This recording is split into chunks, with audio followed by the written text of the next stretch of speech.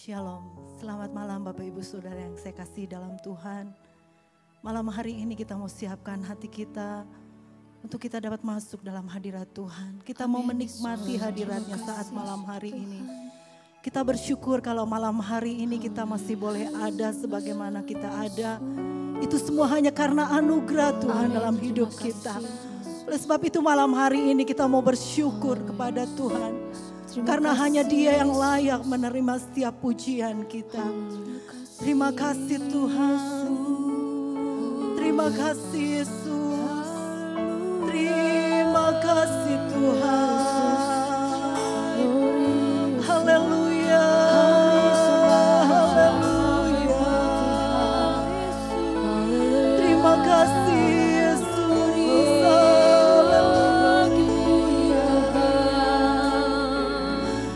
Haleluya Yesus, terima kasih Yesus.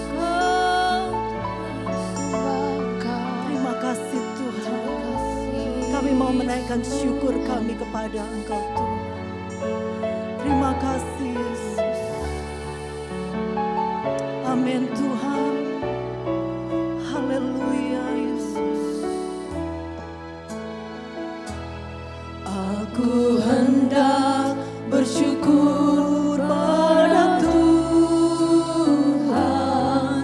karena keadilan-Nya dan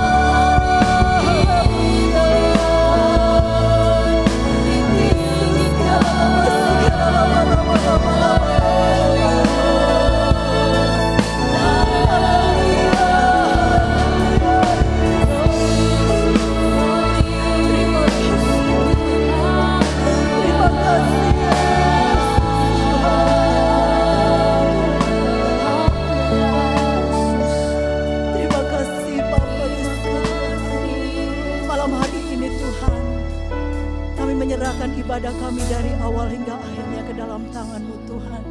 Biarlah pengurapan-Mu turun atas setiap kami, hamba-hamba-Mu yang terlibat di dalam pelayanan. Juga setiap sidang jemaat yang mengikuti Tuhan lewat streaming dimanapun mereka berada. Mari Bapa, kami rindu lawatan-Mu malam hari ini.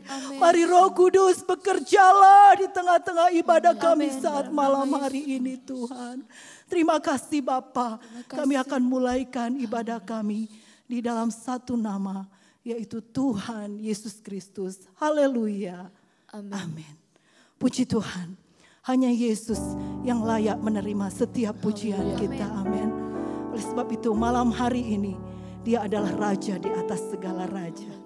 Kita mau memuji dan memuji.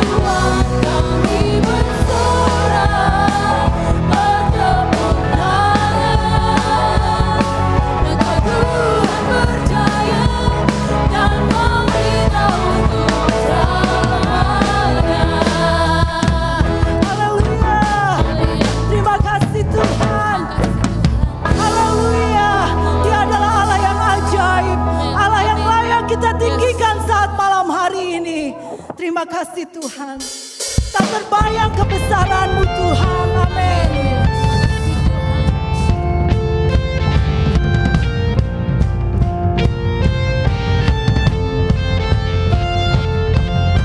Tak terbayang kebesaran-Mu dan tak terbanding kekuatan-Mu Tuhan. Kau megah bagiku. Jiwa dan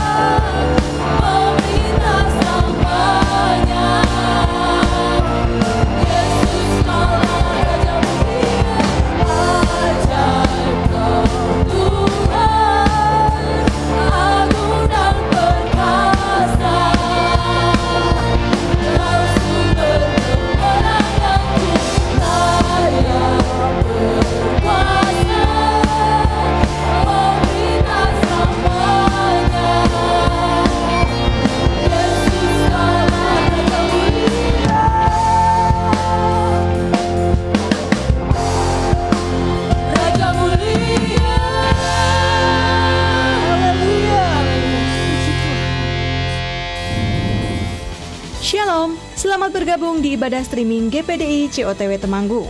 Sebelum ibadah dilanjutkan, kita simak dulu info berikut ini.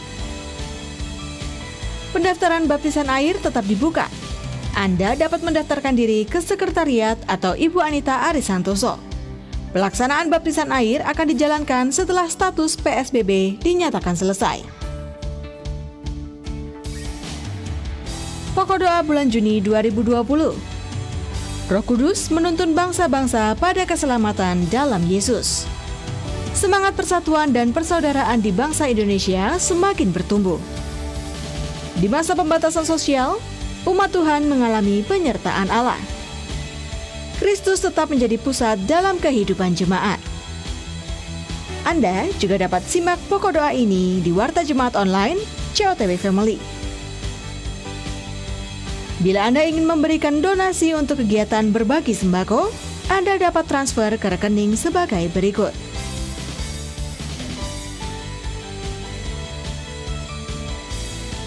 Untuk perjamuan suci hari Minggu 7 Juni 2020, Anda dapat menyiapkan sendiri perjamuan Anda di rumah. Anda juga dapat mengambil di kantor sekretariat. Atau Anda dapat menghubungi koordinator rayon masing-masing.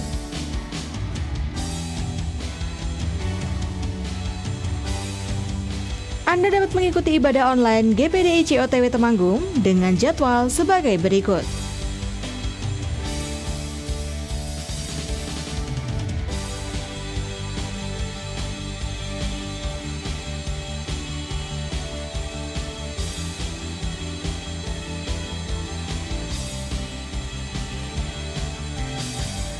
Sebelum ibadah dilanjutkan, mari kita simak pujian berikut ini. Atas sempurna anugerah Tuhan bagiku,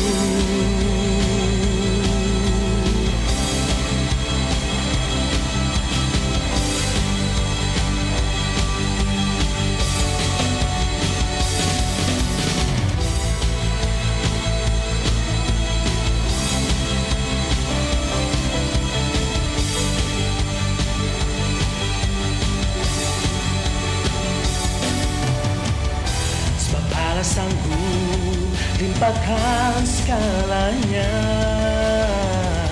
dan anugerahnya sangat besar bagiku.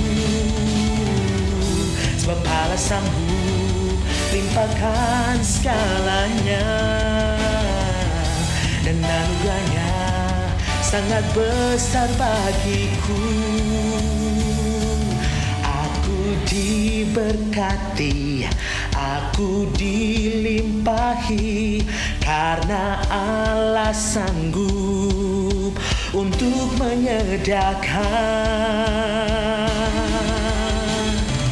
Aku diberkati, aku dilimpahi, karena Allah sanggup untuk menyediakan. Aku diberkati, aku dilimpahi atas sempurna anugerah Tuhan bagiku. Tuhan bagiku, Tuhan bagiku.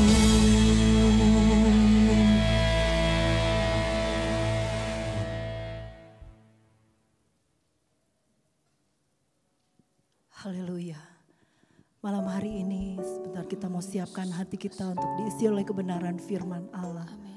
Alam semesta boleh menyanyikan pujian bagi Tuhan. Bahkan surga dan bumi boleh menyanyikan pujian bagi Tuhan. Karena kita percaya hanya nama Yesus yang layak dipuji dan ditinggikan. Malam hari ini biarlah setiap kita umat Tuhan, kita mau menaikkan pujian bagi Tuhan. Terima kasih Tuhan. Terima kasih Yesus. Haleluya Tuhan. Haleluya.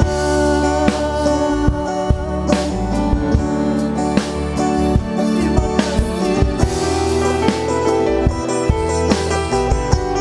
Terima kasih Yesus.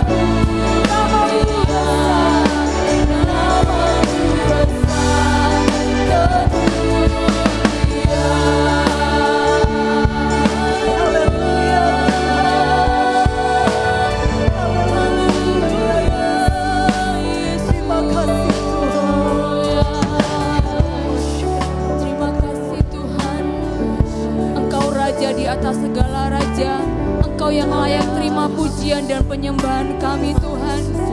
Biarlah Engkau disukakan melalui setiap pujian dan penyembahan kami. Tuhan, kami rindu Engkau berfirman melalui hamba-Mu. Engkau mengurapi lidah bibir hamba-Mu Tuhan. Sehingga firman menjadi kekuatan bagi setiap kehidupan kami. Berfirmanlah Tuhan karena kami siap dengar firman-Mu. Terima kasih Tuhan atas berkat-Mu. Kami serahkan doa ini hanya di dalam nama Tuhan Yesus Kristus. Haleluya. Amin.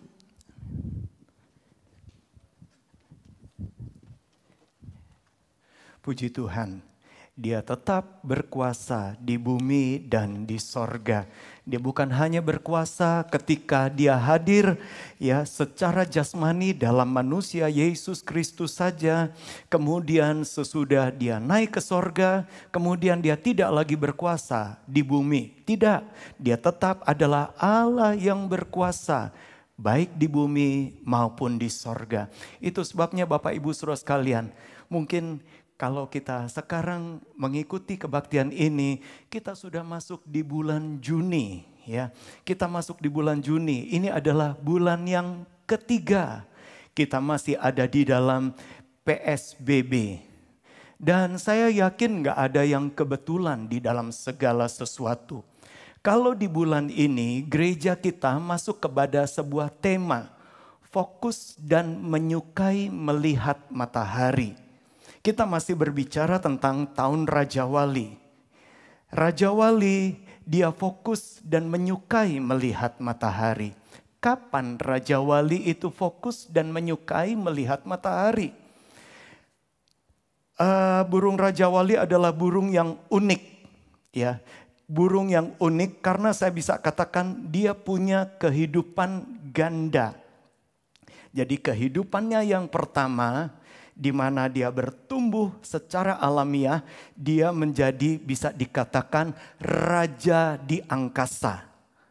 Tetapi ketika usianya bertambah, apalagi ketika dia sudah di atas 35 tahun, maka bulunya makin tebal, paruhnya makin panjang dan melengkung, cakar-cakarnya pun demikian. Kami punya anjing yang sudah cukup tua. Ya, karena dia agak susah untuk dipotong kuku kakinya sudah panjang dan sudah melengkung. Nah, begitu juga dengan Raja Wali. Tetapi kabar baiknya, Raja Wali secara alamiah dia akan menjalankan mekanisme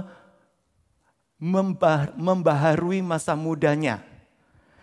Nah, kapan Raja Wali membaharui masa mudanya?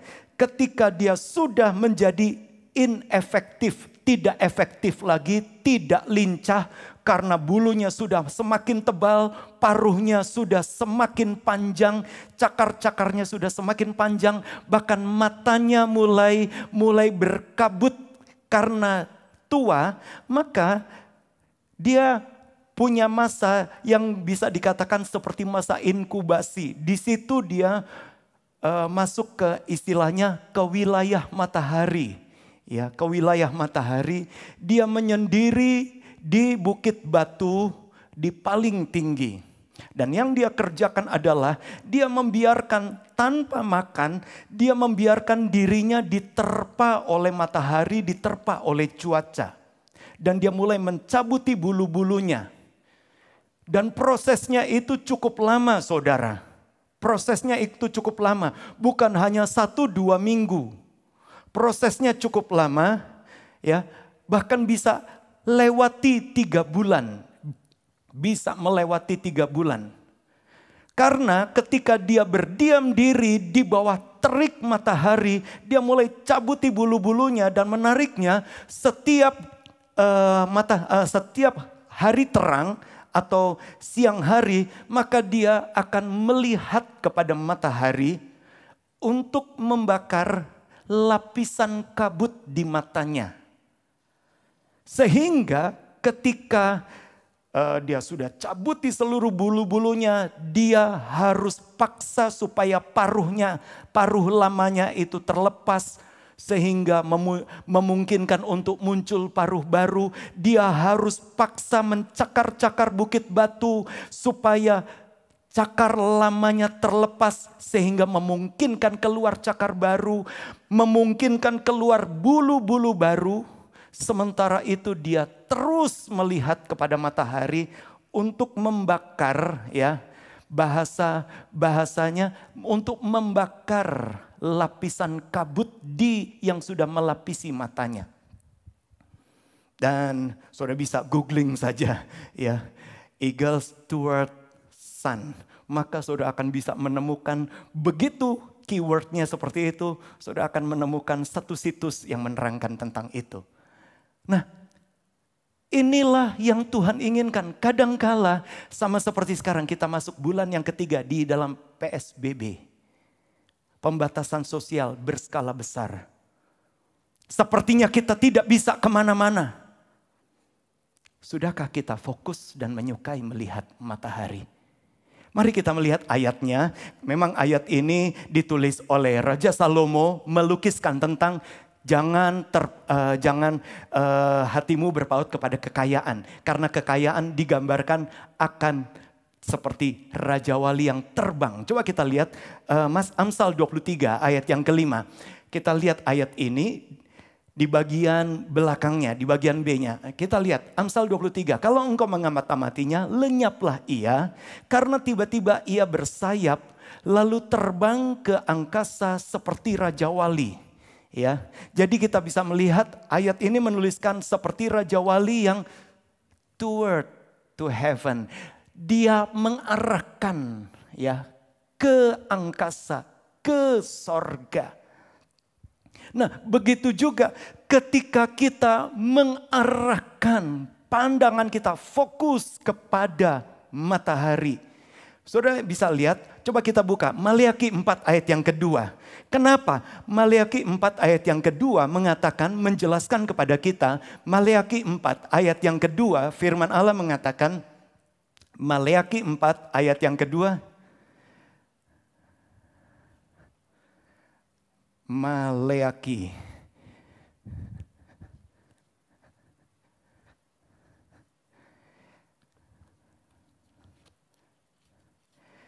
Oke, Maleakhi 4 ayat yang kedua firman Allah mengatakan demikian.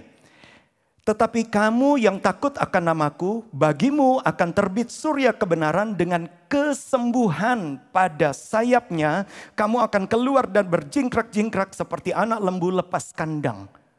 Di sini dikatakan surya kebenaran. Kenapa matahari? Kenapa Raja Wali dia terarah? Dan sebagaimana kita bukan bicara kemudian saudara menatap matahari secara fisik. Tapi ingat, dia adalah surya kebenaran kita. Hosea 6 ayat yang ketiga. Hosea 6 ayat yang ketiga hampir sama. Marilah kita mengenal dan berusaha sungguh-sungguh mengenal Tuhan. Ia pasti muncul seperti fajar. Ia akan datang kepada kita seperti hujan pada akhir musim yang mengairi bumi. Ia akan muncul seperti fajar.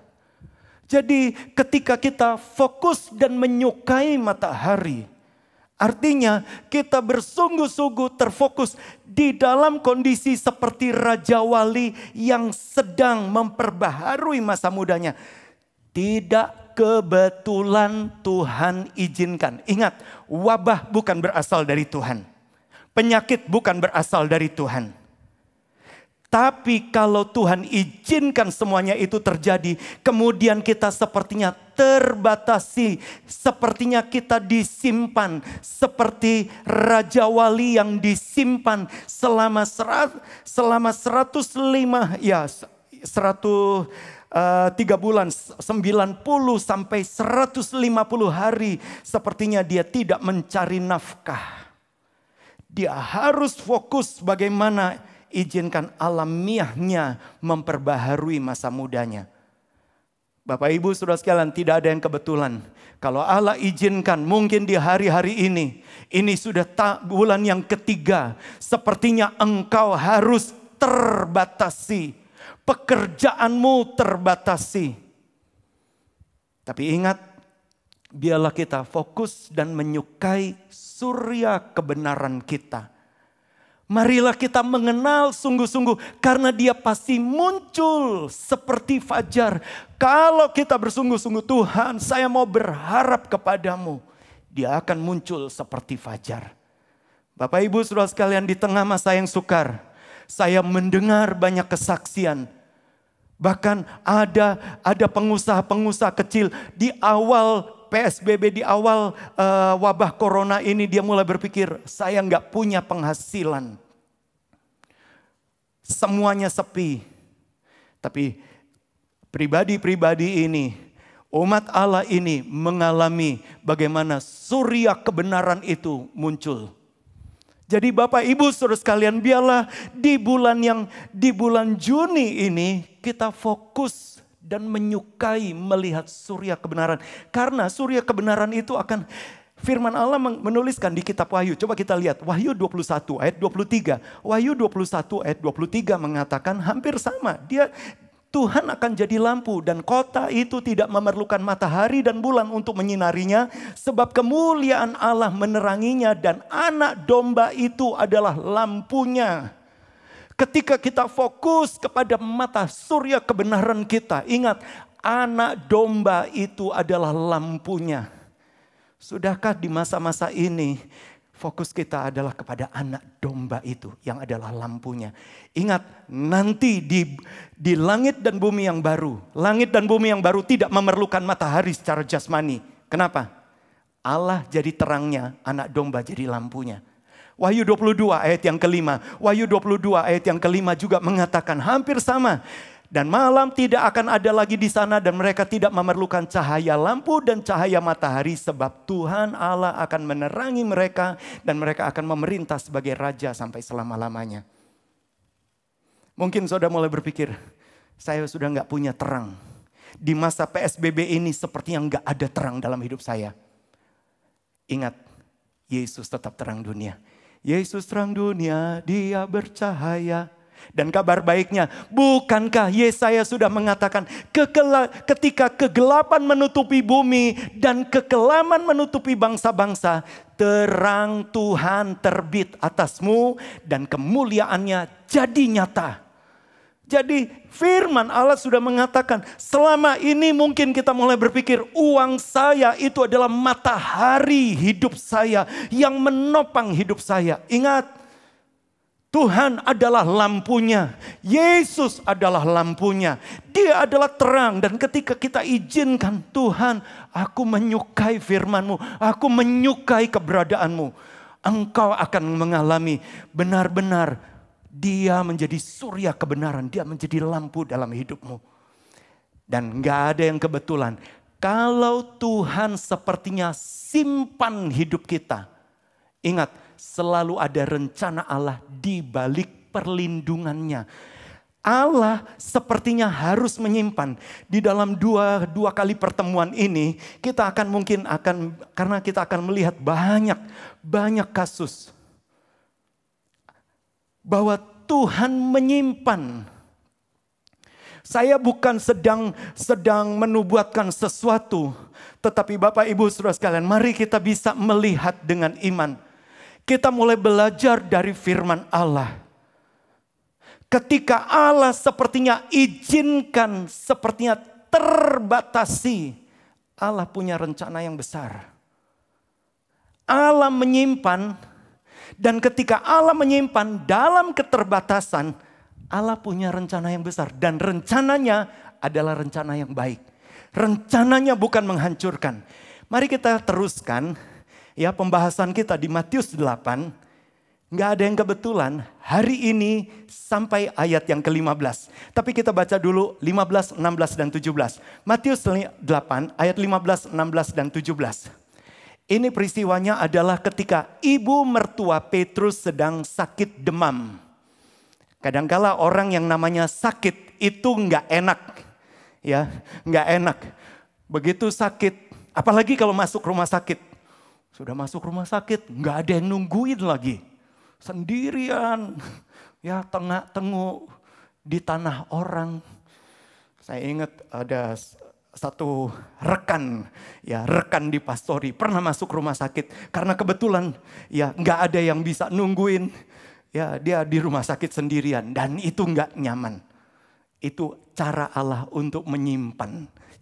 Coba kita lihat, ibu mertua Petrus pun sedang disimpan. Perhatikan, maka dipegangnya tangan perempuan itu. Jadi Yesus datang ke rumah ibu mertua Petrus, dipegangnya tangan perempuan itu, lalu lenyaplah demamnya. Ia pun bangunlah dan melayani dia. Berhenti dulu sampai di situ. Ingat, Allah senang sekali ketika kita mau izinkan dia hadir. Dan kabar baiknya, sebagaimana Rabu lalu kita sudah belajar, ketika dia hadir, dia akan susopoia. Dia akan menghidupkan kita bersama-sama dengan Kristus. Saudara-saudara yang mencatat, saudara bisa lihat saja di dalam Kolose 2 ayat 13 dan Efesus 2 ayat yang kelima.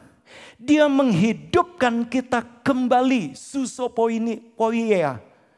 Dia hidupkan. Jadi waktu dia jamah, ini kabar baiknya. Dia mau hidupkan kita kembali bersama dengan Kristus. Sejak dari awal Allah ciptakan manusia untuk punya kehidupan. Allah tidak pernah menciptakan kematian. Ingat, Allah tidak pernah menciptakan kematian. Kematian itu hasil dari dosa. Nah, ketika kita juga melekat dengan Kristus. Ingat, bahkan secara tubuh jasmani memang ya orang-orang akan mati secara jasmani. Tapi bukankah firman Allah mengatakan 1 Korintus 15. Kita yang menjadi satu masuk dalam persekutuan dengan kematian Kristus. Kita menjadi satu dalam persekutuan kebangkitannya. Karena keturunan Adam kita pasti mati. Tapi karena kuasa Adam yang kedua yaitu Yesus. Yesus memang mati tapi dia bangkit. Maka setiap orang yang masuk dalam persekutuan dengan Kristus. Sekalipun dia sudah mati dia dibangkitkan. Kita nggak akan mengalami maut selama-lamanya. Nah, saudara bisa melihat ketika Yesus memegang ibu mertua Petrus. Allah perlu izinkan sepertinya ibu mertua. Karena seringkali ada orang mulai berkata gini, kalau Allah itu baik, kenapa ada penyakit? Kalau Allah baik, kenapa harus lewati ini semua? Ingat, penyakit semuanya malapetaka bukan dari Allah. Tapi kalau Allah izinkan, Allah selalu punya rencana yang baik. Ketika Allah izinkan ibu mertua Petrus kena demam. Coba kita lihat ayat 16 dan 17-nya. Rencana Allah apa? Untuk menggenapi firman Allah. Menggenapi nubuatan kitab Nabi Yesaya. Perhatikan. Menjelang malam dibawalah kepada Yesus banyak orang yang kerasukan setan dengan sepatah kata Yesus mengusir roh-roh itu dan menyembuhkan orang-orang yang menderita sakit. Perhatikan ayat 17. Hal itu terjadi supaya genaplah firman yang disampaikan oleh Nabi Yesaya. Dialah yang memikul kita, dia yang memikul kelemahan kita dan menanggung penyakit kita. Kapan penggenapan Nabi Yesaya? Kapan akhirnya ada sebuah pernyataan di dalam perjanjian baru. Supaya nubuatan Nabi Yesaya tergenapi. Peristiwanya adalah ketika Petrus dia mulai jadi murid Yesus. Karena berapa banyak kali ada orang mulai berpikir gini. Sekarang saya sungguh-sungguh kepada Tuhan. Kok malah banyak persoalan. Ada di antara saudara selalu kenapa? Semakin saya sungguh-sungguh kok semakin banyak persoalan. Semakin saya sungguh-sungguh kok malah anggota keluarga sakit. Ingat, ini di awal-awal pelayanan Petrus. Ketika Petrus terpanggil untuk menjadi murid Yesus. Tahu-tahu ibu mertuanya sakit. Sebetulnya Petrus juga punya argumen. Kenapa? Saya sudah serahkan diri. Tapi saudara lihat, justru lewat semuanya itu. Firman Allah mengatakan, supaya tergenapilah nubuat Nabi Yesaya. Allah menyimpan kita lewat situasi yang tidak nyaman. Karena Allah ingin supaya hidup kita menggenapi firman-Nya. Saya nggak tahu bagaimana kondisi Bapak Ibu Saudara sekalian pada malam hari ini.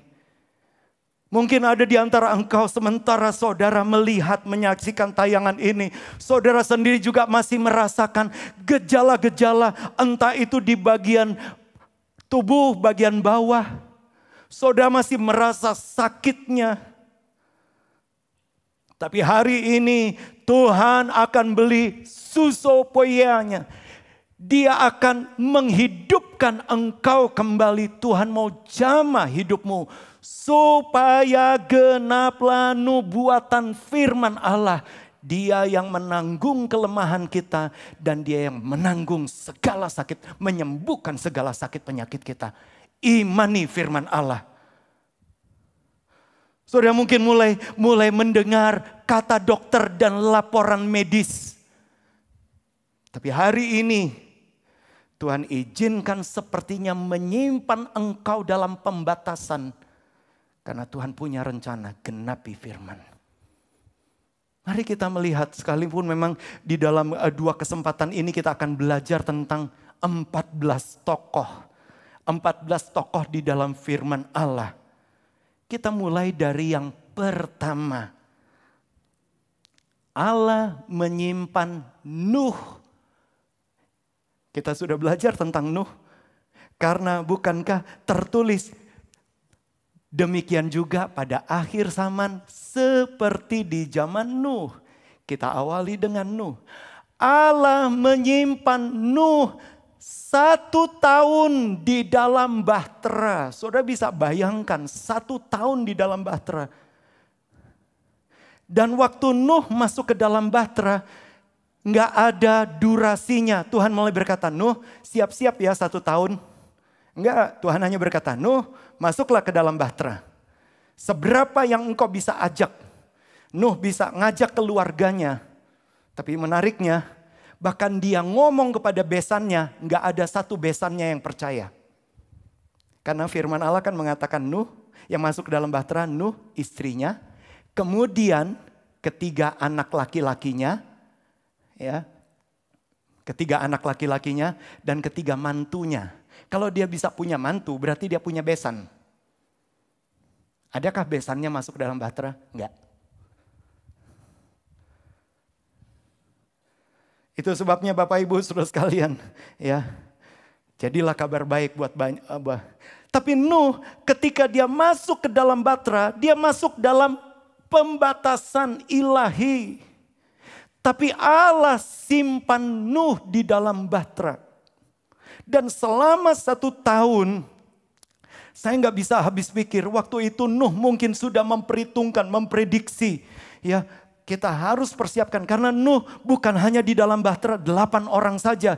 Dia bersama dengan ribuan binatang-binatang. Tapi saya hanya bisa saya percaya begini.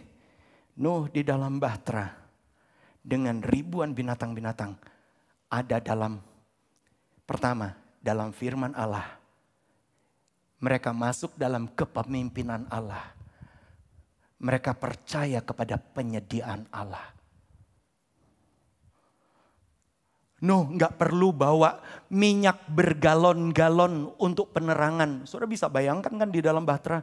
Di dalam bahtera itu jangan kayak kapal yang kemudian banyak jendelanya. Firman Allah mengatakan bahtera itu terdiri dari 3 tingkat. Pintunya cuma 1 di tingkat 2 dan jendelanya cuma 1 di tingkat atas. Ukurannya kan hanya seperti itu. Dan jendelanya tidak terbuka selama hujan itu turun. Dan saudara bisa bayangkan, di zaman itu belum ada kaca saudara, belum ada mika, belum ada apa. Jadi begitu gelap, karena apa? Bahtera itu tertutup, bahkan ada pakal, ditutup dengan ter luar dan dalam. Jadi gelap gulita. Tetapi bukan soal gelap. Nuh harus siapkan juga penerangan. Untuk seisi bahtera. Itu kan butuh bahan bakar. Tapi kembali lagi, Tuhan simpan Nuh di dalam bahtera karena Tuhan punya rencana. Coba kita lihat Kejadian 9 ayat 1 dulu. Kejadian 9 ayat 1. Tuhan simpan Nuh di dalam bahtera. Kejadian 9 ayat 1. Allah memberkati Nuh dan anak-anaknya serta berfirman kepada mereka, beranak cuculah, bertambahlah banyak serta penuhilah bumi. Nuh menjadi nenek moyang dari semua manusia. Ayat 7-nya juga mengatakan hampir sama. Dan kamu beranak cuculah, bertambah banyak sehingga tak terbilang jumlahmu di atas bumi. Ya, bertambah banyaklah di atasnya. Wow. Ketika Allah batasi supaya Nuh bisa menikmati berkat yang ayat ini katakan tak terbilang batasnya. Adakah saudara bersungut-sungut di dalam situasi pembatasan-pembatasan ini? Wah, aku gak bisa kerja kayak yang lalu-lalu. Penghasilanku terbatas. Bersyukur. Allah masih menyediakan. Kita nggak pernah kekurangan. Ingat Bapak Ibu saudara sekalian, kita nggak pernah kekurangan. Pada hari Sabtu kemarin kalau sudah ikuti Bedstone pagi yang disampaikan oleh Bapak Petrus Rediwan. Ada janda seorang nabi. Waktu datang kepada Nabi Elisa. Elisa hanya bertanya, apa yang ada padamu? Janda ini gak punya apa-apa lagi. Bahkan anaknya sudah tergadaikan. Tapi dia hanya berkata, saya hanya punya minyak sedikit. Tapi saudara lihat penyediaan Allah justru ada lewat minyak yang sedikit itu. Bapak Ibu saudara sekalian, mungkin rasanya hanya tinggal sedikit. Saldomu tinggal sedikit. Bahkan semuanya serba tinggal sedikit. Bersyukur. Ingat Nuh ketika Allah simpan di dalam keterbatasan. Dan ketika dia keluar dari bahtera, Allah berkata, engkau akan tak terbilang jumlahnya. Allah simpan Nuh dalam keterbatasan. Supaya dia menjadi bapa untuk seluruh umat manusia. Allah simpan kita juga dalam keterbatasan. Untuk engkau menikmati benar-benar apa yang tak pernah kau pikirkan. Apa yang gak pernah engkau lihat, yang gak pernah engkau dengar. Tuhan sediakan bagi orang yang menanti-nantikan. Yang mengasihi Tuhan dan terpanggil dalam rencananya. Itu Nuh. Sekarang kita lihat yang kedua. Allah juga simpan Yakub. Kalau saudara bisa melihat Yakub, di mana Allah simpan. Yakub memang ya seperti namanya. Yakub punya nama artinya supplanter. Supplanter itu artinya penyerobot. Tapi juga artinya adalah pengganti. Karena ingat dia coba menggantikan Esau. Dia datang kepada ayahnya. Dia menggantikan Esau untuk terima berkat kesulungan. Dan hasilnya adalah Esau jadi dendam kepada Yakub. Dan Allah simpan Yakub di mana? Di rumah Laban. Allah simpan Yakub di rumah Laban. Dan hasilnya memang ketika Allah simpan di rumah Laban. Sepertinya dia ditipu 10 kali. Bahkan Laban itu sebetulnya adalah mertuanya sendiri. Mertuanya sendiri mencurangi dia sampai 10 kali. Tapi apakah hanya sekedar, mungkin ada di antara saudara mulai berpikir gini, aduh di dalam pekerjaan, di dalam situasi saya ingat pernah kami berdua bersama dengan istri saya datang ke, memang kebetulan diundang. Ibu ini dia dalam keterbatasannya dia hanya berkata, Pak Andre sama Bu Heni bisa nggak datang ke tempat saya. Kemudian sesudah datang kami berdoa, dia hanya berkata, ini buku ini adalah surat piutang yang belum dibayar.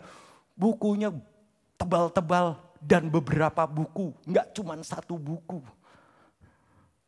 Dan saudara mungkin seperti diperlakukan demikian. Giliran kalau mau ngutang, saudara jadi jujukan. Saudara selalu didatangi untuk orang pinjam uang. Tapi giliran untuk bayarnya sama orang lain dulu. Kenapa? Karena engkau orang Kristen. Sedangkan orang lain itu katanya lebih galak. Sehingga untuk membayar utangmu, seringkali orang, ya sudahlah, yang kamu kan orang Kristen, maafkan, tunggu ya, besok ya. Ingat, Yakub juga disimpan Allah di rumah Laban. Dan sepertinya dia dicurangi. Tetapi Allah tidak biarkan dia dicurangi. Firman Allah mengatakan, Tuhan membuat Yakub bertambah-tambah. Bahkan ketika tepat waktunya, ketika Yakub keluar dari rumah Laban, apa yang terjadi? Yakub keluar bukan hanya dengan membawa tongkat saja, tapi Yakub keluar dengan membawa keluarga, rombongan yang besar. Yakub keluar dengan membawa kekayaan. Dan yang ketiga, Yakub keluar dengan membawa identitas baru. Kejadian 32 ayat 28. Kejadian 32 ayat 28. Memang dia harus punya perjumpaan, ketemu dengan Allah. Tetapi perhatikan ini. Lalu kata orang itu, namamu tidak akan disebutkan lagi Yakub, tetapi Israel. Sebab engkau telah bergumul melawan Allah dan manusia, dan engkau menang. Firman Allah mengatakan, Yakub diubah. Ingat, Yakub tadinya artinya supplanter, pengganti, penyerobot. Tapi sekarang ketika Allah harus simpan di rumah Laban, sepertinya dicurangi, sepertinya dijahati. Tapi Yakub tetap jalani dengan iman. Ingat, Bapak Ibu Saudara, mungkin engkau dijahati. Di sorga tetap ada Allah yang perhatikan. Dia tidak pernah tinggalkan engkau. Mungkin ada orang-orang muda atau siapapun, engkau selalu dibully. Engkau selalu diperlakukan jahat. Saya selalu berdoa. Mungkin ada di antara engkau rasanya sakit hati, selalu dibully. Bahkan yang membuli adalah keluargamu sendiri. Ayahmu, ibumu, atau nenekmu sendiri. Tapi saya selalu punya doa. Bertahan. Jangan punya pikiran bunuh diri. Karena ketika Allah menyimpan engkau dalam situasi itu, Allah sedang persiapkan engkau. Untuk apa? Untuk menjadi punya identitas yang baru. Engkau akan keluar dengan kekayaan. Engkau akan keluar menjadi bukan hanya dengan tongkat. Tetapi engkau menjadi 2 pasukan yang besar. Dan kabar baiknya, waktu Tuhan mengubah Yakub dari supplanter menjadi the prince of God. Menjadi pangerannya Allah. Ayat ini mengatakan, coba munculkan lagi ayat tadi. Engkau telah bergumul melawan Allah dan manusia dan engkau menang. Kalau di dalam terjemahan lama, ya, di dalam terjemahan lama mengatakan demikian. Itu di dalam terjemahan baru. Karena engkau telah berlaku seperti seorang raja di hadapan Allah dan di hadapan manusia, dan engkau sudah menang. Situasimu boleh buruk, tapi berlakulah seperti seorang raja. Berapa banyak kali ketika orang sedang dijahati, kemudian mulai mengasihani diri. Memang pancen kok yo. Aku ini memang nasib. Atau mungkin mulai menyesali nasib. Mulai menyesali kenapa saya begini. No. Berlakulah seperti seorang raja. Karena apa? Di dalam hidupmu ada janji Allah. Engkau sedang dihidupkan oleh Allah. Ketika engkau bersatu dengan Kristus, Allah sedang menghidupkan hidupmu. Engkau berlaku. Seperti Yakub, dia berlaku seperti seorang raja di hadapan Allah. Bukan soal memerintah. Tapi dia ngerti, itu sebabnya dia bergumul. Dan engkau menang. Identitas barunya. Saya hanya mau sampaikan, ketika engkau rasanya di dalam pergumulan, ingat, engkau adalah anak raja. Berapa banyak kali kita bisa nyanyi dengan riang gembira, aku anak raja, engkau anak raja. Di dalam kesusahan, bisakah engkau berkata, aku anak raja? Kita semua anak raja. Dan engkau bisa berkata, haleluya, puji Tuhan. Bapak Ibu Saudara sekalian, setiap kita adalah anak raja. Itu Yakub. Kemudian kita teruskan, sekarang masuk kepada anaknya bernama Yusuf. Saudara ingat, Yusuf pun disimpan Allah. Sejak dari muda memang Yusuf menjadi anak yang paling dikasih oleh Israel, oleh ayahnya. Tetapi rupanya Allah harus izinkan Yusuf sekolah. Sekolahnya di mana? Sebagai budak. Dan sekolahnya adalah di dalam penjara. Berapa banyak kali kita mulai berpikir, kadangkala memang konsep kita beda dengan konsepnya Allah. Ketika Allah persiapkan Yusuf untuk menjadi yang terutama di antara saudara-saudaranya. Sehingga semua saudara-saudaranya akan sujud menyembah. Bahkan dia melihat 12 bintang sujud menyembah. Kemudian matahari dan bulan juga sujud menyembah.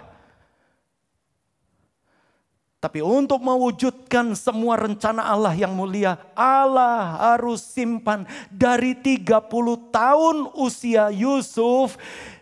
13 tahun Allah harus simpan dia menjadi seorang budak. Bahkan beberapa tahun dia harus jadi narapidana.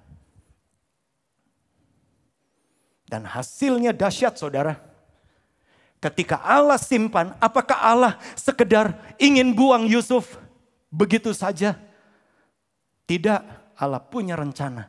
Dan rencananya bahkan dahsyat. Coba kita kembali kepada Kejadian. Kejadian pasal 41 ayat 40 sampai 41.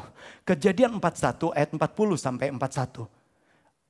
Ini adalah perintah dari Firaun ketika dia melantik Yusuf.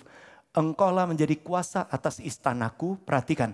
Kepada perintahmu seluruh rakyatku akan taat. Hanya tahta inilah kelebihanku daripadamu. Perhatikan ayat 41. Selanjutnya Firaun berkata kepada Yusuf, dengan ini aku melantik engkau menjadi kuasa atas seluruh tanah Mesir. Wow. Di Indonesia saja, di dalam Undang-Undang Dasar 45,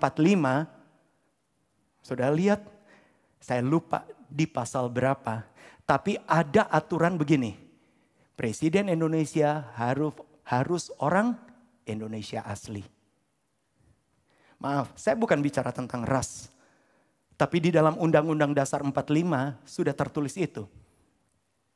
Saudara bisa bayangkan, ini kerajaan Mesir. Untuk jadi penguasa minimal harusnya adalah keluarga istana. Golongan darah biru. Tapi menariknya, Yusuf ketika dia keluar, dia berhadapan dengan Firaun, dia keluar dari penjara. Dan yang lebih ya bisa dikatakan lebih ekstrim lagi, Yusuf bukan orang Mesir asli. Yusuf adalah bangsa pendatang. Dan hebatnya, kalau Allah bekerja, bahkan Firaun yang punya kuasa, dia tahu rule, dia tahu peraturan, dia bisa rubah peraturan untuk mewujudkan supaya Yusuf jadi penguasa Mesir. Bahkan kita melihat apa yang Yusuf saksikan. Pasal 45 ayat 8. Pasal 45 ayat 8. Kejadian 45 ayat yang ke-8. Yusuf sempat mengatakan ini. Dan inilah kenyataannya memang. Jadi bukan kamu yang menyuruh aku ke sini, tetapi Allah. Dialah yang telah menempatkan aku, perhatikan, sebagai bapak bagi Firaun dan tuan atas seluruh istananya, sebagai kuasa atas seluruh tanah Mesir. Dia menjadi father, dia menjadi bapak bagi Firaun. Wow. Artinya dia menjadi penasehat yang benar-benar dianggap oleh Firaun. Bapak Ibu Saudara sekalian, ketika engkau ada di dalam pembatasan-pembatasan ilahi ini, jalani hari-harimu dengan tetap beriman. Ganti kita hanya ngresulo, hanya ini sampai kapan, corona ini sampai kapan, kemudian hanya sekadar sampai kapan. Kenapa ini terjadi? Nggak akan ketemu jawabannya, saudara. Tapi ketika engkau setiap hari engkau bisa berkata, puji Tuhan, hari ini sebagaimana matahari terbit di sebelah timur, demikian juga aku tahu surya kebenaranku akan terbit. Ada janji Allah, ada firman Allah yang menopang hidupku. Sehingga engkau akan jalani pembatasan. Allah sembunyikan engkau, Allah batasi engkau. Tapi engkau akan jalani dengan iman. Karena engkau tahu ketika Allah sedang simpan, Allah sedang persiapkan sesuatu yang besar. Kalau Allah bisa kerjakan buat Yusuf. Ingat, Allahnya Yusuf adalah Allah yang sama yang sedang memerintah hidup kita. Saya bukan menyampaikan firman Allah sebagai sebuah motivasi, bukan. Saya sampaikan firman Allah. Dan ketika engkau percaya, firman sanggup mengadakan dari tidak ada menjadi ada. Bagi yang percaya, bagi yang percaya. Ketika engkau hanya menganggap, itu kan firman Allah sebagai kata-kata pendeta, jadilah seperti imanmu. Tapi ketika engkau imani, Tuhan terima kasih. Saya mau bersyukur dengan pembatasan-pembatasan ini. Baik, sesudah peristiwa Yusuf, kita masuk kepada yang berikutnya. Allah menyimpan Musa. Musa pernah menjadi raja, menjadi pangeran Mesir, Prince of Egypt. Bahkan ada filmnya, Hollywood merilis filmnya. Tetapi rupanya bukan itu rencana Allah. Ya, itu bagian dari rencana Allah memang. Tetapi Allah harus simpan Musa 40 tahun di padang gurun Midian.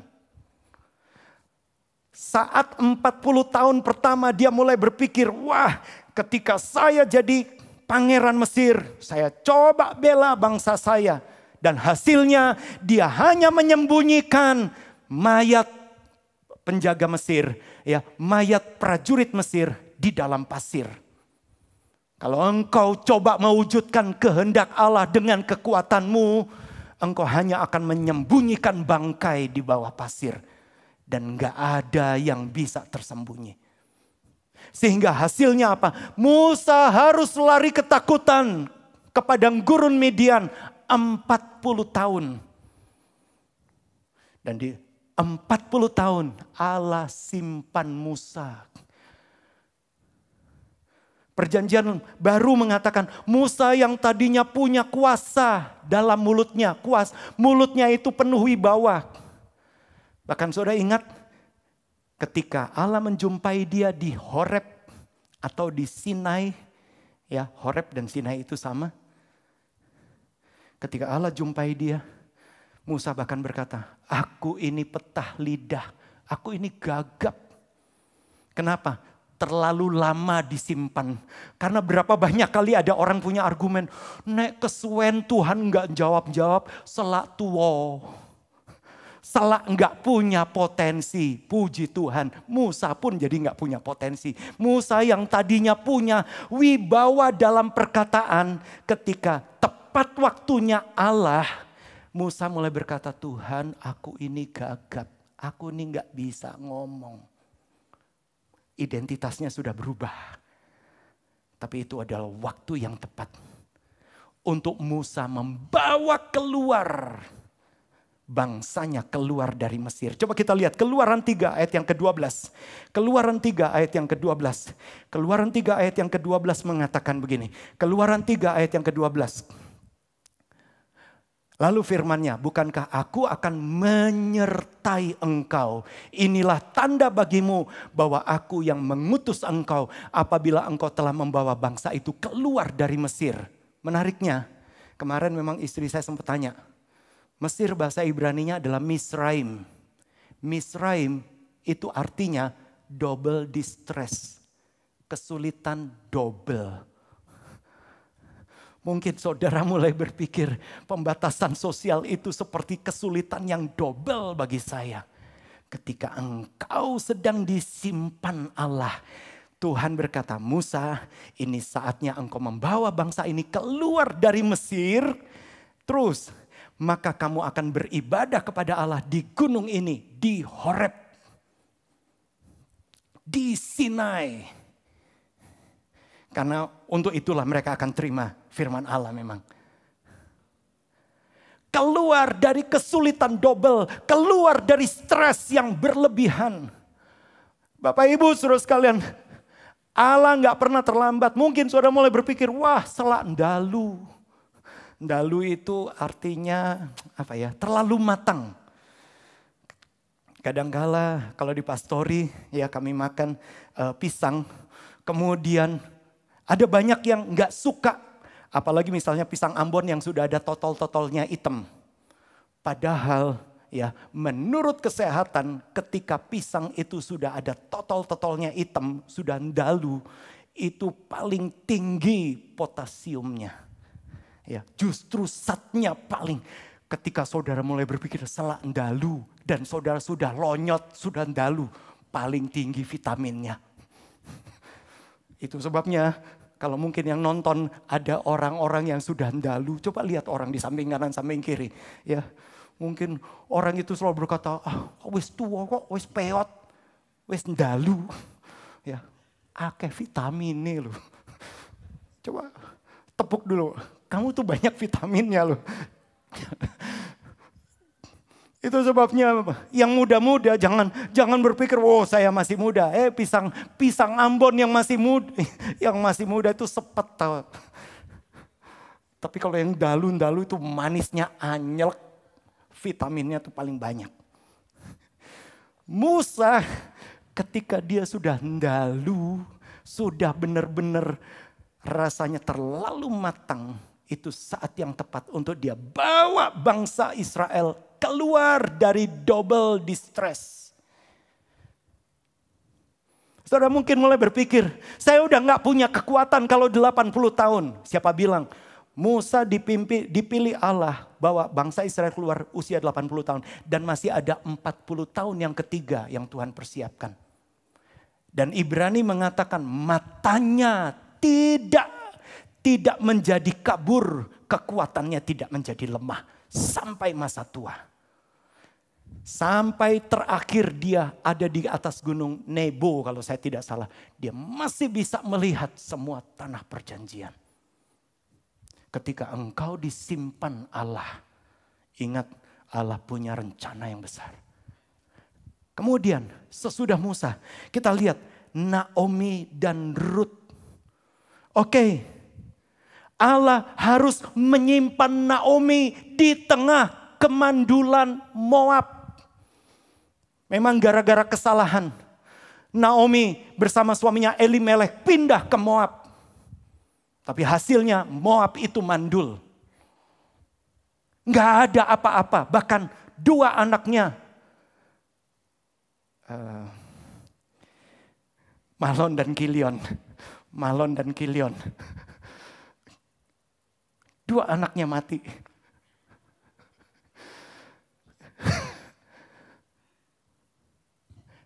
Bahkan dua anaknya mati tanpa menurunkan keturunan.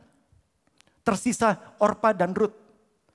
Dan singkat cerita akhirnya Naomi pulang ke Bethlehem.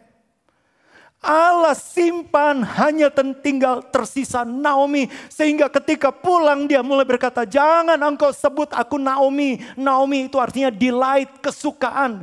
Tapi sebut aku Mara. Mara artinya pahit. Berapa banyak kali saudara mulai berpikir, kenapa kalau Allah simpan saya di tengah kemandulan. Allah simpan di tengah kegagalan. Allah simpan di tengah kepahitan. saudara sedang pahit dengan kehidupan. Didi Kempot saja selalu pahit dengan kehidupan, pahit dengan cinta. Tapi cinta itu menghasilkan sukses. Ya, lagunya yang mendayu-dayu. Atau mungkin ada di antara sobat ambyar. Dan sampai sekarang saudara masih ambyar terus. Bersyukur. Naomi disimpan Allah di Moab di tengah kemandulan. Bahkan ketika dia pulang dengan kepahitan bersama dengan Ruth. Tapi hasilnya gede besar. Saudara lihat. Mereka menurunkan silsilah yang luar biasa. Rut pasal 4 mulai dari ayat 18 sampai 22. Rut pasal 4 mulai dari ayat 18. Saya bacakan, ada silsilah. Yang namanya silsilah itu bukan hanya sekedar penghias Alkitab. Perhatikan, inilah keturunan Peres. Peres memperanakan Hesron, terus Hesron memperanakan Ram. Ram memperanakan Aminadab, terus Aminadab memperanakan Nahason. Nahason memperanakan Salmon. Salmon memperanakan Boas. Boas memperanakan Obed. Obed memperanakan Isai. Isai memperanakan Daud. Untuk persiapkan Daud, Allah harus berkepentingan dengan 10 generasi sebelumnya. Dan di dalamnya ada peristiwa Naomi dan Ruth. Karena apa? Karena ayah ibunya Obed adalah Ruth dan Boas. Dari tengah kepahitan, dari tengah kemandulan, Allah persiapkan mereka.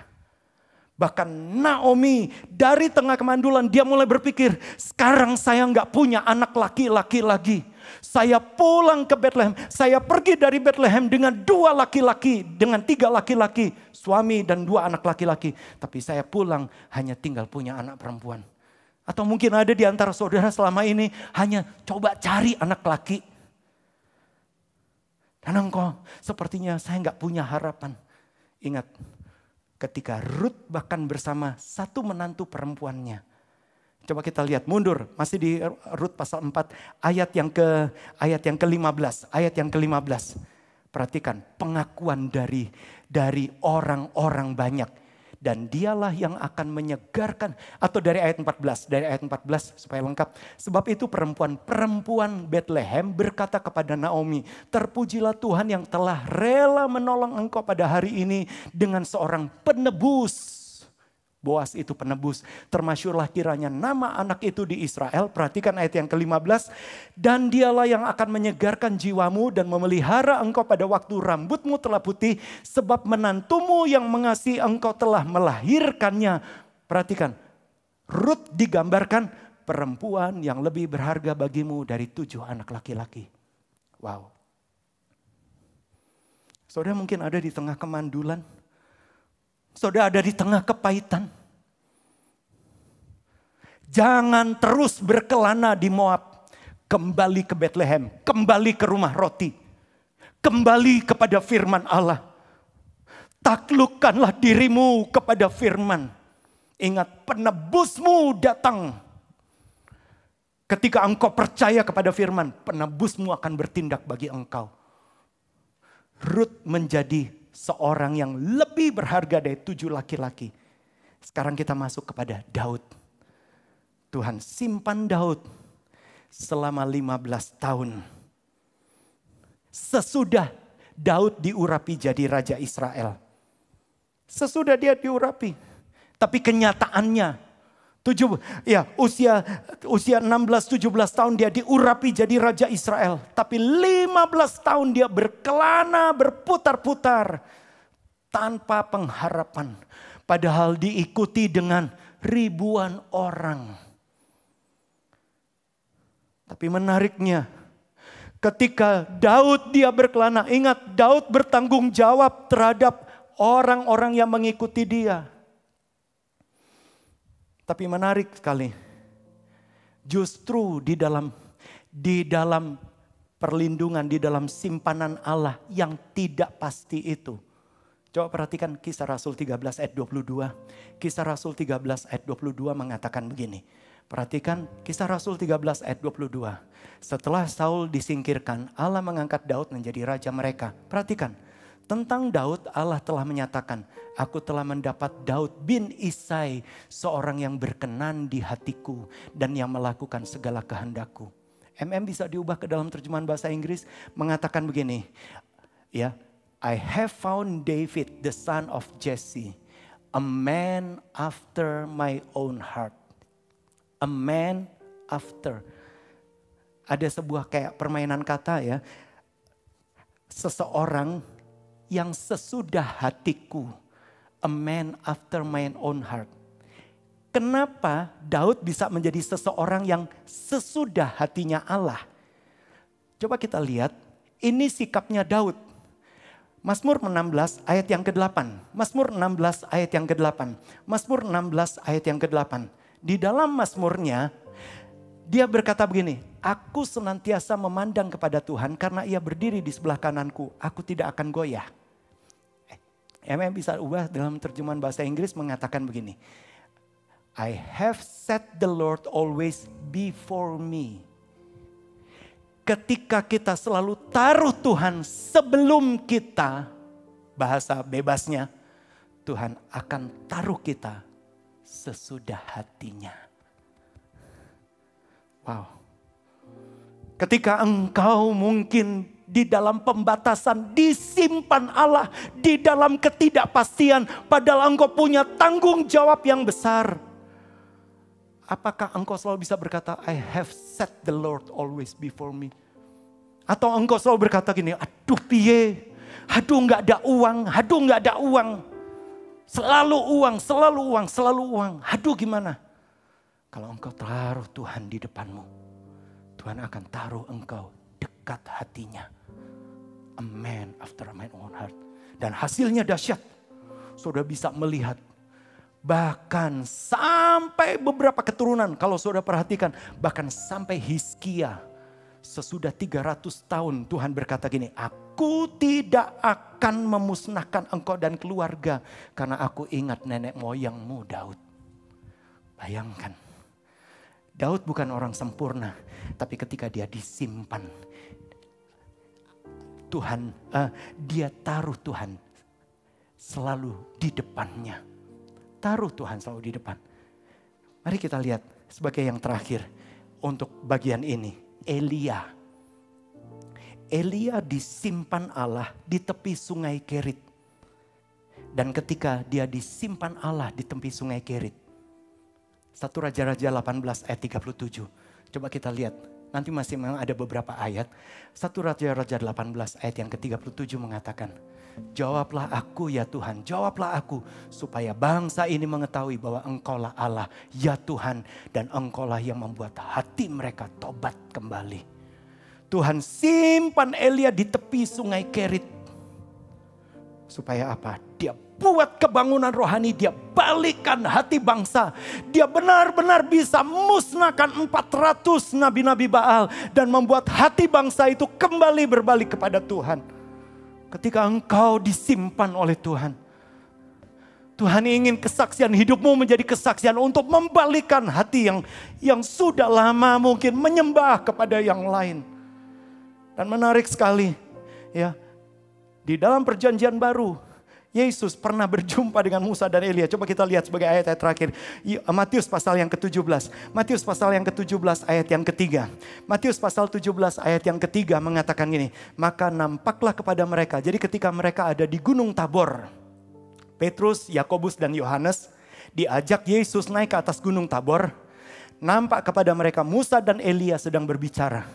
Yesus di tengah-tengah, ada Musa dan Elia. Dan menariknya ketika ada Musa dan Elia, terus ayat yang keempat dan ayat yang kelima. Coba kita teruskan ayat. Maka kata Petrus kepada Yesus, Tuhan betapa bahagianya kami berada di tempat ini. Jika engkau mau biarlah kudirikan di sini tiga kemah. Satu untuk engkau, satu untuk Musa, satu untuk Elia. Kadangkala kita menyamakan, wah Musa itu orangnya hebat, Elia juga orang hebat, Yesus orangnya hebat.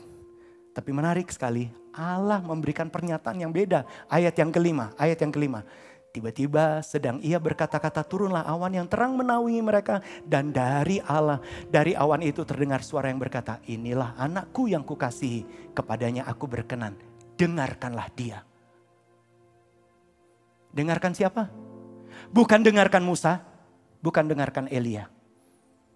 Musa adalah pembawa hukum Taurat. Elia adalah penjaga hukum Taurat. Tapi dengarkan Yesus. Yesus penggenap hukum Taurat. Matius 5 ayat 17 mengatakan, aku datang bukan untuk menghapuskan hukum Taurat. Aku datang untuk menggenapinya. Itu sebabnya suara dari langit, Bapak Ibu Saudara sekalian, dengarkan Yesus. Terima pewahyuan tentang Yesus. Bukan Musa dan Elia, mereka hanya mengawal. Karena kenyataan hukum Taurat digenapi oleh Yesus. Terima pewahyuan tentang the great I am itu. Dan menarik sekali, gak ada yang kebetulan ketika Yesus mengajak untuk akhirnya mereka melihat Musa dan Elia. Siapa yang diajak? Petrus, Yakobus dan Yohanes. Dan di dalam beberapa kesempatan selalu ditulisnya Petrus, Yakobus dan Yohanes. Selalu begitu. Petrus artinya apa? Batu, rock. Batu karang. Yakub artinya apa? Supplanter, pengganti. Yohanes, Yokanan, kasih karunia. Batu harus diganti dengan kasih karunia. Taurat diganti dengan kasih karunia. Wow. Kebetulan? No. Kalau buat saya gak ada yang kebetulan. Dengarkan dia. Hari ini ketika engkau dengar firman kasih karunia itu, ingat, Allah simpan engkau untuk persiapkan engkau terima sesuatu yang besar. Kita punya Tuhan yang besar.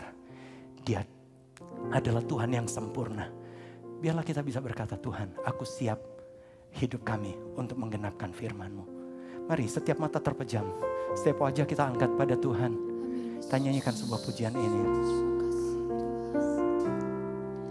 Tuhan, Kau sempurna dalam rencana-Mu dan karya-Mu. Ku serahkan hidupku, pulihkan dengan Roh-Mu. Hidupku menggenapi firman-Mu, tanda mujizat sertai tiap langkahku. Kau bersamaku di dalamku, jadi bukti kebesaran-Mu. Mari nyanyikan dengan iman. Tuhan, Kau sempurna. Berkatakan dengan iman. Dalam rencana-Mu dan karya-Mu, ku serahkan hidupku, pulihkan dengan Roh-Mu. Tuhan, Kau sempurna dalam rencana-Mu dan karya-Mu. Ku serahkan hidupku, pulihkan dengan Roh-Mu.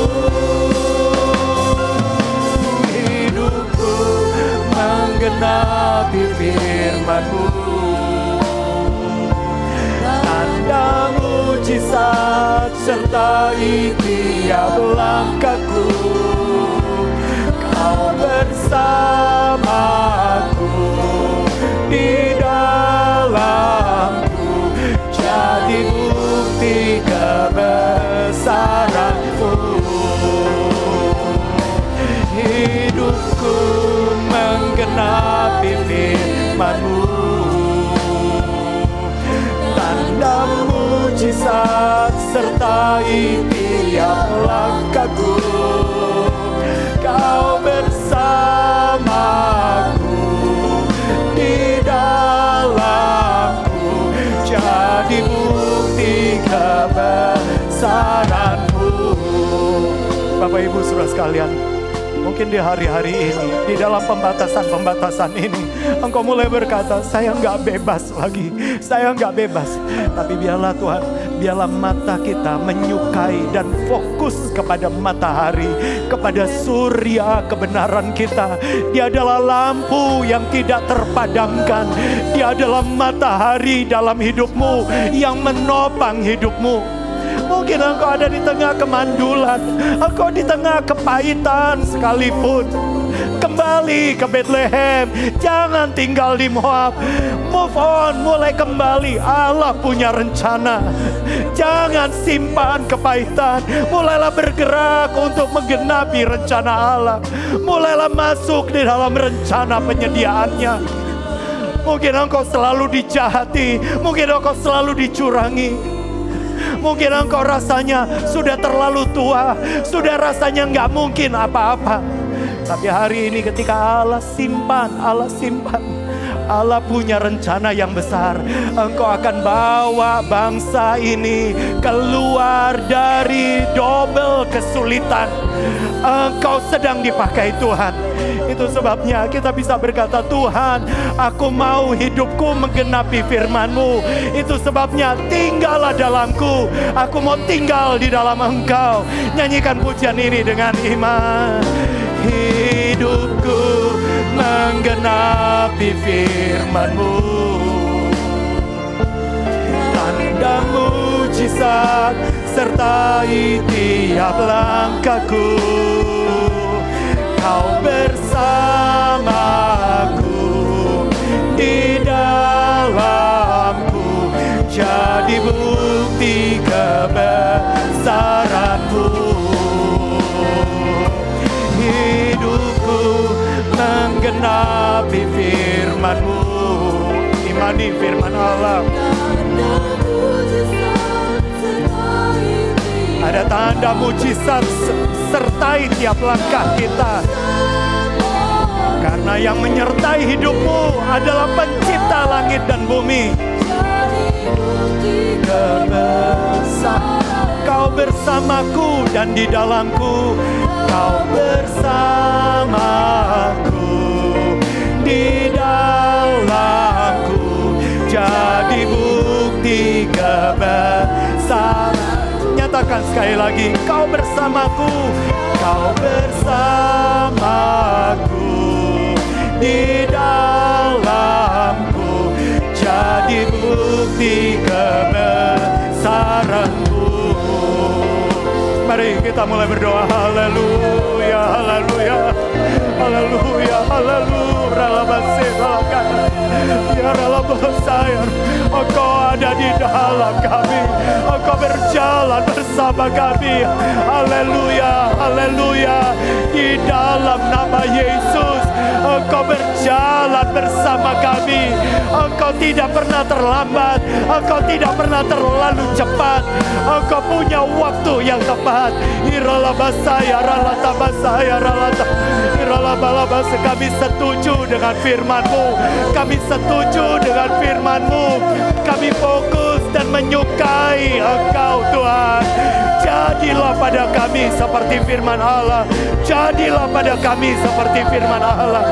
Engkau ingin bahkan di tengah sakit penyakit kami, supaya firman Allah tergenapi, nubuatan firman Allah tergenapi. Engkau yang menanggung sakit penyakit kami, Engkau yang memikul kelemahan kami dan menyembuhkan segala sakit penyakit kami. Terima kasih Tuhan, terima kasih Tuhan. Kami mengucap syukur Tuhan, Engkau adalah Allah penyedia kami. Engkau mati untuk menebus dosa kami, tetapi Engkau bangkit Tuhan, supaya di dalam kebangkitan-Mu Tuhan, ketika kami menjadi satu dengan kebangkitan-Mu, maka apapun yang mati dalam hidup kami dibangkitkannya, dibangkitkannya. Jika roh yang membangkitkan Kristus itu berdiam dalam kami, maka tubuh kami yang fana dibangkitkannya. Kami menjadi manusia baru, kami keluar dengan identitas yang baru, kami keluar sebagai penggenap-penggenap janji Allah. Terima kasih Tuhan, terima kasih. Dimanapun kami berada, kami yakin Engkau sedang ubah kami, Engkau sedang simpan kami. Dan ketika Engkau simpan kami lewat permasalahan, kami tahu Engkau punya rencana yang besar. Engkau simpan anak-anak muda di tengah Tuhan situasi yang tidak menentu ini. Engkau sedang sediakan masa depan yang penuh pengharapan. Itu sebabnya kami mau jalani hari-hari kami dengan iman. Engkau simpan setiap bapak ibu rumah tangga, pria, wanita, bahkan orang yang lanjut usia sekalipun. Engkau simpan kami Tuhan, karena Engkau punya rencana yang besar. Terima kasih Tuhan, Engkau tidak pernah terkendala oleh usia kami, Engkau tidak pernah terkendala oleh keterbatasan kami, karena yang ada di dalam kami lebih besar daripada yang ada di dalam dunia ini. Terima kasih buat kebaikan dan kemurahan-Mu Tuhan. Jadilah pada kami seperti firman Allah. Kami mau dengarkan Engkau, kami mau dengarkan kasih karunia itu Tuhan, yaitu Yesus sendiri. Terima kasih Tuhan, terima kasih. Dan kami punya perjumpaan dengan Engkau. Ketika kami jamah ujung jumbai jubah-Mu, kami disembuhkan. Ketika kami jamah ujung jumbai jubah-Mu, kami punya masa depan. Ketika kami jamah ujung jumbai jubah-Mu, kami ditahirkan. Kami Tuhan disembuhkan dan dipulihkan. Terima kasih Tuhan. Dan malam hari ini sudah terjadi atas hidup kami. Kami terima, kami mau tetap menanti-nantikan Engkau. Kami terima yang kami doakan.